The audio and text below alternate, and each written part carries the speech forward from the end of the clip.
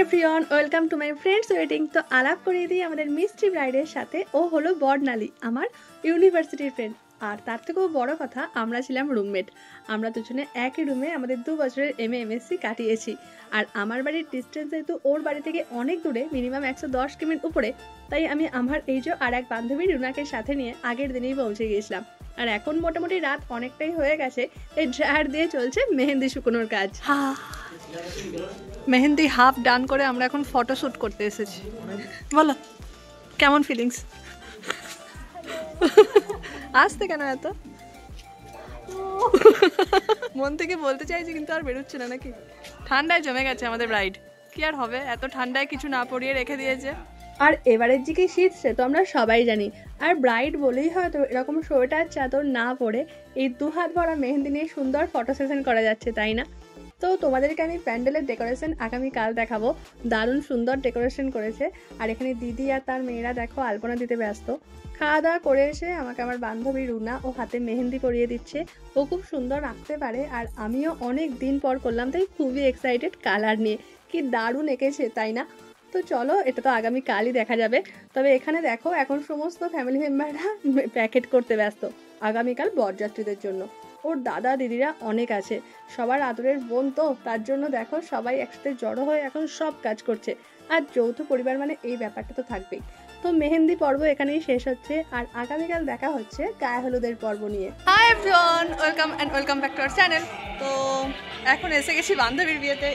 মেহেন্দি ডান, কাল থেকে তো চলে এসেছি। আর আপাতত আজকে খাওয়া দাওয়া হয়ে গেছে, এখন এবার রেডি হয়ে যাব ওখানে। ও রেডি হয়ে গেছে, চলো তাহলে এখন রেডি হয়ে দেখা হচ্ছে। টাটা। হাই, এই যে mehendi done by her. Hi. তো এটা হচ্ছে আমার একটা বান্ধবী, আর যার বিয়ে। আরে কেনা কে চাতে হো, তাকে দেখাচ্ছি। ও না না, ওর বিয়ে নয়, ও নিজেই শখ হয়ে গেছিলো যে আমি কি বলতে চাইছি। না, যার বিয়ে এবার যাবো আর কি, দিয়ে দেখবো কখন গায়ে হলুদ হবে। আমরা রেডি হয়ে গেছি আর এখন ওর কাছে যাবো। চলো চলো। এই তো এখানে এত বেলকুড়ি রয়েছে, মালার দরকার হলে এখান থেকে নিয়ে।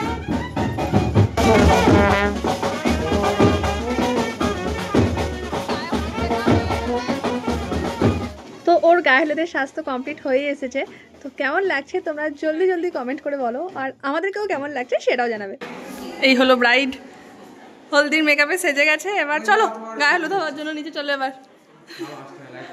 হ্যাঁ, এখানে লাইট খুবই চলো চলো চলো। লাইট খুবই মানে কম, আশা করছি তোমরা বুঝে নেবে। তো এখানে এখন শুরু হয়ে গেছে বান্ধবীর গায়ে হলুদের অনুষ্ঠান।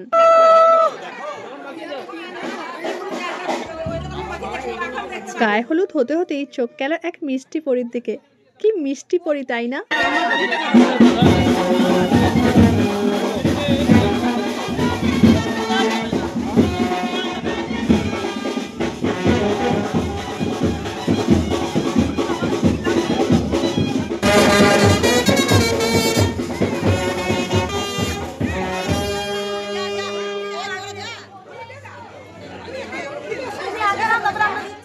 আপাতত দুজন, বাদ বাকি তো মনে হয় রাস্তায় বা ঘরে আসছে।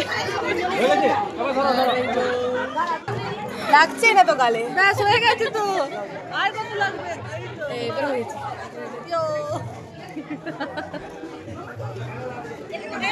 হ্যাঁ হ্যাঁ, ভালো করে বুলিয়ে দাও, ভালো করে বুলিয়ে দাও। আর তোমার গালে কই? আমার লাগানো চলবে না, বেবি রাখি, নিষেধ আছে। ওই যে কত কি উঠলো, এটা হলুদ নয়, বুকটান পাউডার বলছি আর কি। গায়ে হলুদের অনুষ্ঠান কমপ্লিট হওয়ার পর এখানে এখন সবাই ফটো সেশনে ব্যস্ত। দেখো ক্যামেরা দাদার পিছনে জেঠুও ফোন হাতে দাঁড়িয়ে, আবার এই পুচকুও ফোন হাতে দাঁড়িয়ে। বাড়ির বয়স্ক থেকে বাচ্চা সবাই মেয়ের ফটো তুলতে ব্যস্ত। এই দিনটা এইরকমই, তাই না? আর এখন আসি বাঙালিদের রিচুয়ালসে। বাঙালিদের যে ঢের রিচুয়ালস, এ তো আমরা সবাই জানি। দেখো গায়ে হলুদ কমপ্লিট হওয়ার পরেই চলে গেল সমস্ত ঠাকুর তলাগুলো প্রণাম করতে। আর সেখানে ডান্স হবে না, এটা কি আর হতে পারে? তবে যতবারই আমি ক্যামেরা নিয়ে সামনে গেছি, কেন জানি না ডান্স একটু কমেই গেছে। তাই মনে হয় পিছনে থাকাই ভালো ছিল।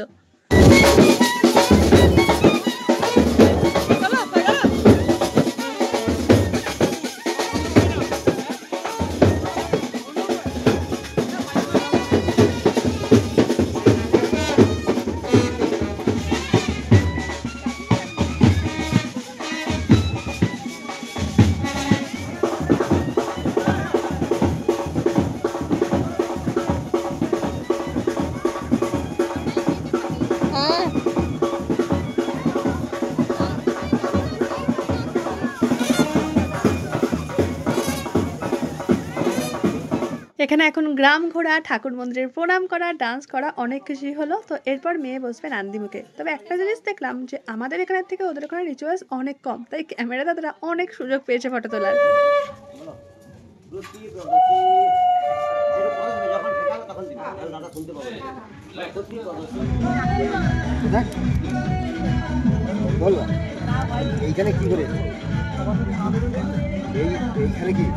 এখন খাওয়া দাওয়া করতে চলে এসেছি প্যান্ডেলে। আর প্যান্ডেলে এসেই শুনতে পেলাম আমাদের ছোটবেলাকার সেই গানগুলো, সঙ্গীত বাংলা হিটস। আর গানগুলো কানে এলে এখন কি ভালো লাগে, তাই না?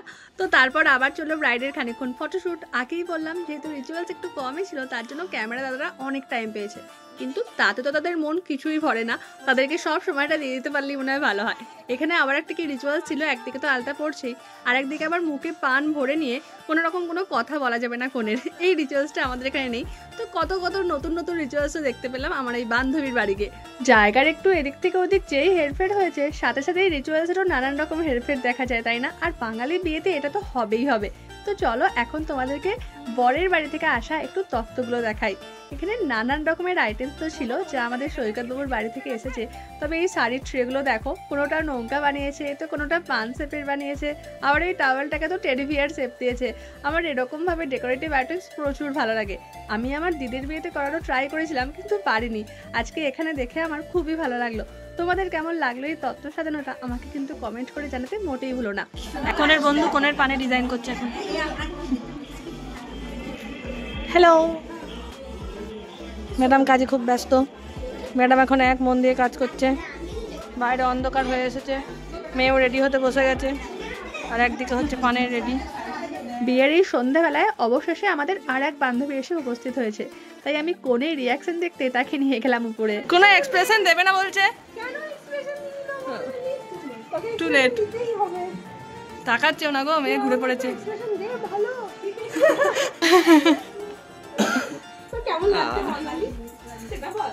শুধু ফেক স্মাইল দিয়ে সারাদিন আলা হয়ে গেছে।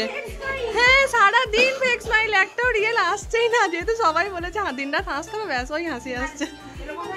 এইমাত্র যে বান্ধবী এলো তার নাম সমিতা। আমরা হোস্টেলে 12 জন খুব ক্লোজ ছিলাম, তার মধ্যে একজন আমাদেরকে ছেড়ে চিরতরে চলে গেছে। আজ একজনের বিয়ে হচ্ছে, রইল বাকি 10। তাদের মধ্যে অনেকেরই আবার বিয়ে হয়ে গেছে, কিন্তু হোস্টেল ছাড়ার পর আমরা কোনোদিনই আর একসাথে হইনি। তো ছাড়ো, হাজার সেই গল্প নয়, পরে কোনোদিন শোনাবো। এখন দেখলাম রুনার পানের ডিজাইনও কমপ্লিট, সাথে আর এক বান্ধবী এই যে শিউলি, সেও এসে গেছে। এখন কিরে সাজবি না, রেডি হবি না? একটা ব্যবস্থা ওই যেটা হচ্ছে আমরা সৈকতকে বুঝতেই পারছো, আমরা বরযাত্রীও, কিন্তু বেচারা গাল দেবে পরে আমাদের। একটু মিষ্টি তো খাওয়াবো, আমাদের ব্যবস্থা করে দিয়েছি। মিষ্টি করা আছে এটা তুমি শুধু জানো। রেডি, নুন জলে মিষ্টি ভিজিয়ে রেখে দিয়েছে। নুন জলে মিষ্টিটা ভিজিয়ে রাখবো, রসগোল্লা খাবো তোরা আমার ভাতটা ধরবি এইরকম করে খাই দেবো। খাবি তো বন্ধু বন্ধু বলবে তোরা বলবি বিয়ে করতে এসেছিস, খাবি না মানে খাবার একটু খা। উঠেছে, ফাইনালি উঠেছে।